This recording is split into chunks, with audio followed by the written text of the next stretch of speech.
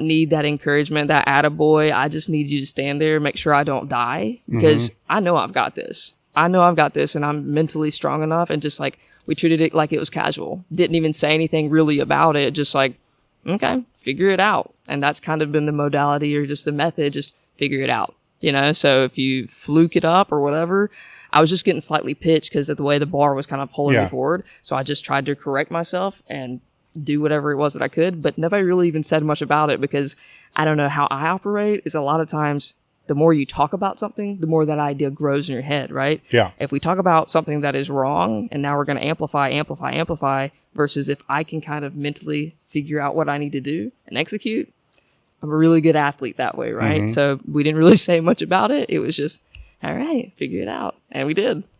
Yeah. So after all that, and then what did you squat that meet? 550? 565. 565. Yeah. So after you squatted that on the third attempt, I know it's kind of hard to remember. Like, no, I remember. What was going through your head after that? Oh, I told Trevor I apologized because it wasn't good enough, because I was like, I didn't execute as well. The bar rolled on my back a little bit. I got up out of it and I apologized. It wasn't better. And I knew that I wasted a little bit of energy on it, but I knew it was the all-time record then at that time. I was happy with it. I was content. And the hardest part of the day I felt like was over. So it was like a relief that if I had handled that variable, I had handled the weight cut. If I just squatted an all-time record and I put 565 on the bar, that meant I had to bench a little less. That meant I had to, deadlift a little less. So the more I was happy. I was content. I was thrilled. And I used to talk myself. I counted down, like, cause we talked about squats and just how squats were pretty much, squats will get you there, and there's so many factors that can go wrong, or things that, if you don't execute it properly, there go your quads, there goes your back, there goes anything, right? Once I got done with that, I used to count down after my last heavy squat in training. I was like, okay, well, after my last heavy squat, I was like, you got 3 more to do. I used to count it down. So after my opener, I was like, you've got 2 more things to do, Stacy. After my second attempt, 1 more. And once I did the 1 more, I felt good. I was like, okay, 6 more things to do, talking about the bench and the deadlift. But the squat was really, once I got that on the board, it created momentum. It just kept creating momentum. And it just, that was what started the whole day. But I still remember exactly how I felt. The could have been more. It's an interesting thing that you said that, because as I was going through some of your videos, training videos and so forth, I heard you say that several times. Yeah. After certain weights or whatever it would be, it was almost apologetic. Yeah. Like where does that come from? What? My dad, what you talked about, that perfectionist. And it's a blessing and a curse, right? Because wanting to be a perfectionist and wanting to do everything right, or wanting to get the absolute very best of yourself.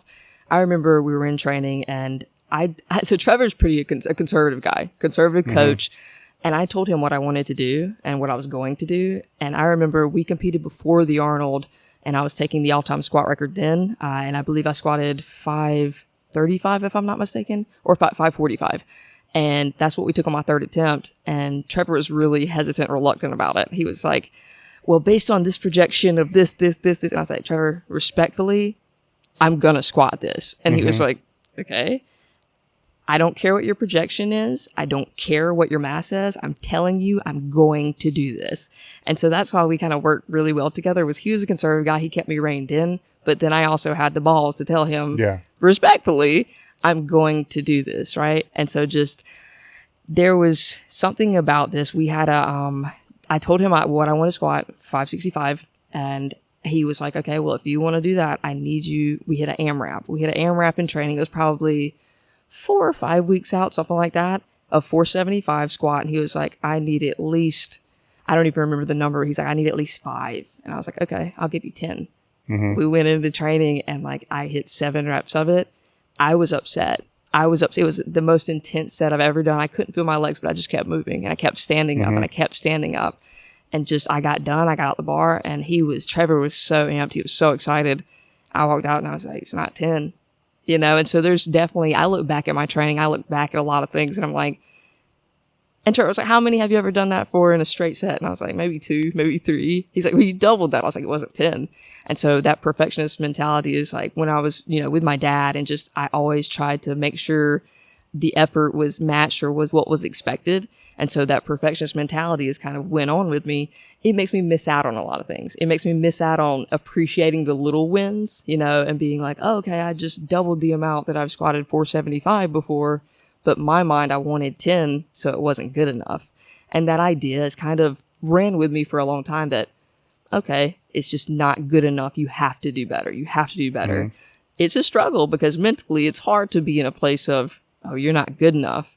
But then that's what really fueled me continuously was to get better. Because if you're not good enough, you can always be better and you can control that. So I don't know where this conversation started, but this is I mean, when you came into the sport, you started training for meets. I'm positive that beast was coming out way more frequently than it was towards the later end of your career because you can't train like that all the time, right? So, but it's a battle though too, right? Because it's the mechanism that you use to pull out what you need to pull out to be able to do what you're supposed to do, even though it's over and above, you know, on the arousal curve, right? It's over and above where it really needs to be. Yeah.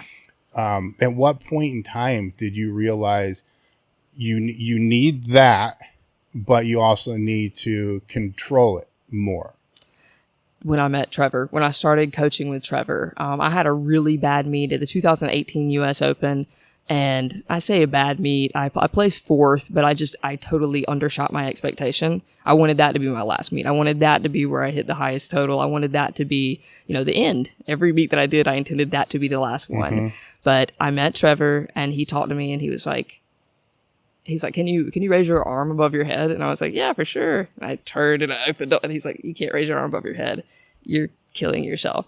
You're not going to be able to do the thing that you want to do because you're not going to make it there. Yeah. You're not going to be in one piece. And that was tough to hear, right? Because I was like, you don't know me. You don't know. I train harder than anybody. Oh, good. Trevor really reined me in. And so like when I met him and started working with him after the 2018 US Open, I hated it. I'm not going to lie. I hated Trevor's training. I hated the way that he kept me reeled in. I felt like my training was just like, I'm not going hard enough. I was like, I'm not going to be strong enough because I'm not going hard enough. I'm not walking out of these sessions not being able to walk, you know, I'm not going hard enough, I'm not going to get that result. But I just trusted Trevor and I trusted the process because he told me, you know, like he told me how this was going to work and that I was pretty much forcing myself and going too hard in training and that I wasn't going to get that outcome. And like, especially when you get stronger and stronger, you can't hit those top ends like that, you know, anymore and be able to recover from them, no matter what kind of drugs or anything like that you take. And so I wanted to take minimal drugs. And so in order to do that and prioritize the recovery, we had to kind of keep that training reeled in. And so it was probably the very last year of my training is when I started training like an adult or training like, you know, a responsible adult. And I do credit that totally and completely to Trevor because he's the one that made me realize that, oh, so RP 12.5 isn't really, because I thought effort was everything. And even still in ways, sure, effort is a lot of everything, but if you're working so hard, but you can't make it to the platform, it doesn't really matter. So did you displace the discipline? So in other words, let's say that discipline was a 10 in the training and then it gets pulled back and you're still trying to figure out, you know, it's not a 10, you know, it's like a 7. Did you just go harder in some other side? You know, nutrition side, visualization, some other side to make up, because it doesn't go away. Yeah. That's a fallacy that people think it just, you're displacing it somewhere. So I put it into everything else. So like I started journaling. I wrote every single night. I wrote out like my thoughts on training. I wrote out what I needed to do to get better.